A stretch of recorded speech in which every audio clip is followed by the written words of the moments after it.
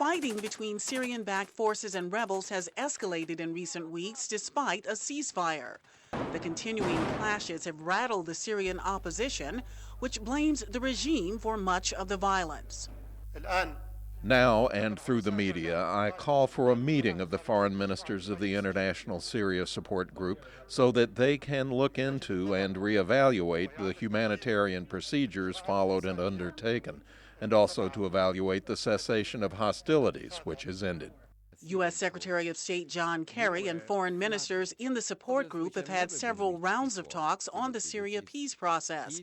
But Washington acknowledges that challenges remain. I don't think that we would characterize these talks as anything other than the difficult endeavor that they have always proven to be, and that they will continue to prove to be. But the prospects for the U.S. and other world powers to breathe life into the Syria talks are dim, some analysts say, unless there are changes on the ground. Unless you have some military changes on the ground in Syria, will Assad and his backers feel the need to compromise? And until they do, there's no way the opposition is going to agree to keeping in power the person who's responsible for the death of close to 500,000 of Syria's citizens. Also, analysts say there is a lack of acceptance by both the government and the opposition that they would benefit from a political resolution.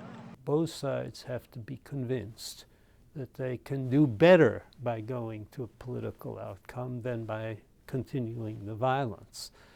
And I'm pretty sure the regime doesn't feel that way.